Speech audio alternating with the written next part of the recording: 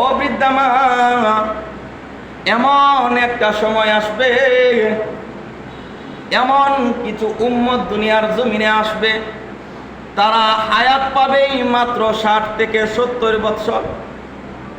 বৃদ্ধা মহিলা ডাক দিয়ে বলেন, ও আল্লাহর পয়গাম্বর, তাহলে আমি জানতে চাই এই উম্মতেরা কি বিয়া শাদী করবে না? তাদের ভবিষ্যৎ পরিকল্পনা কি করবে না?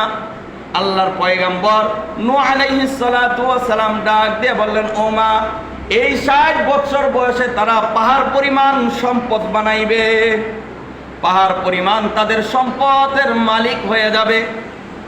তারা আকাশচুম্বী দালান তৈরি করবে। এই 60 বছর বয়সে তারা বিয়ে শাদী করবে, তাদের আমোদ ফুর্তি যা আছে সব কিছুই করবে। যখন এই কথা বললেন, হযরতে নূহ আলাইহিস সালাতু ওয়াস সালামের কথা শুনে মহিলা অবাক।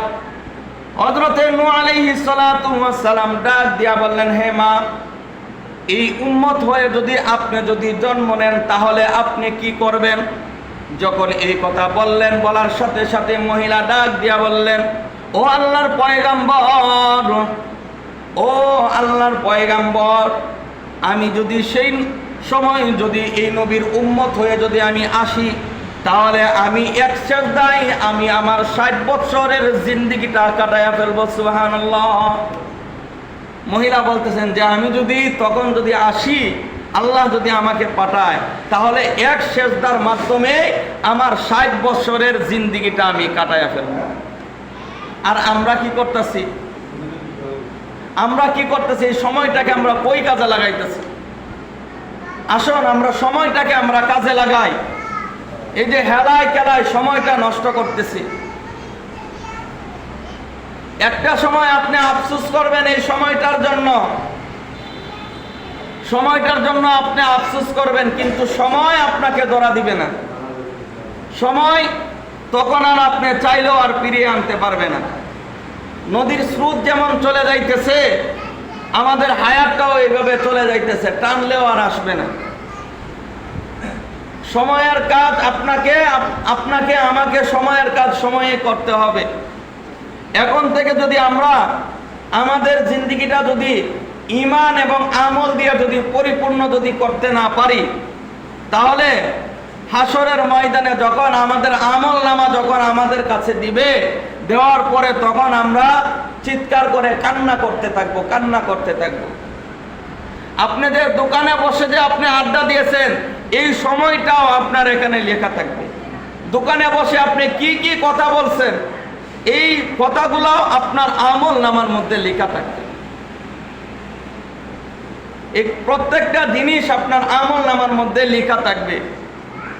মানুষ তখন আল্লাহ তাআলার সাথে মিথ্যা কথা বলবে, আল্লাহ এই কাজগুলা তো আমি করি নাই, অযথাই আমার এই কাজগুলা লেখা হয়েছে। আল্লাহ তাআলা বলবেন যে জানতাম তুমি এই কথা বলবে, এই কারণে তোমার ডানে এবং বামে আমি আল্লাহ তাআলা 2 জন সাক্ষী আমি রাখছি। ও সাক্ষী, আসো তোমাদের সাক্ষীটা এখন দাও, তোমরা কি কি দেখছো দাও। তখন এই সাক্ষীগুলা যখন আল্লাহ তাআলার কাছে যখন বলবে, বলার সাথে সাথে তখন মানুষগুলা আর কিছুই বলবে না, একবারে নিশ্চুপ হয়ে বসে থাকবে। এই কারণে আসুন, আজান যখন হয়ে যায় আমরা আমাদের মালিককে কিছুটা সময় দেই। দাদা আপনারা ডাকতেছে, সময় কিন্তু শেষ। এই তো জুমার নামাজের সময় শেষ হয়েছে, মাইকও বন্ধ হয়ে গেছে, শেষ সময় কিন্তু আমাকে সিগন্যাল দিছে যে তোমার সময় শেষ। এখন যে 2-1 মিনিট আছে, এটা আমার এই কথাগুলাকে গুছাইতে হবে। অনেক সময় দেখা যায় এই কথাগুলো আমি গুছাইতেও পারি না, এর আগেই টাইম শেষ। ঠিক তেমন আমাদের হায়াতটাও কিন্তু শেষ। সময় এখন চাইলেও মিলাইতে পারি না, অনেক সময় চাইলেও আমরা মসজিদে আসতে পারি না।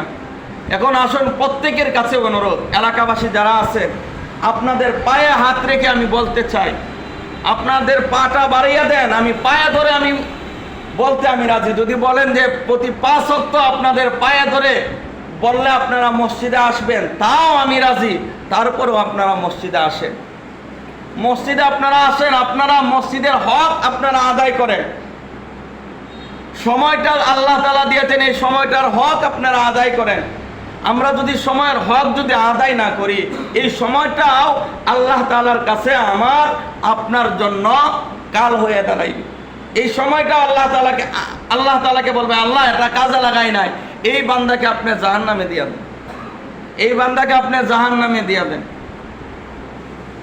আমরা অনেকে মনে করি মাইকের আওয়াজ যত সময় বন্ধ না হয়েছে এত সময়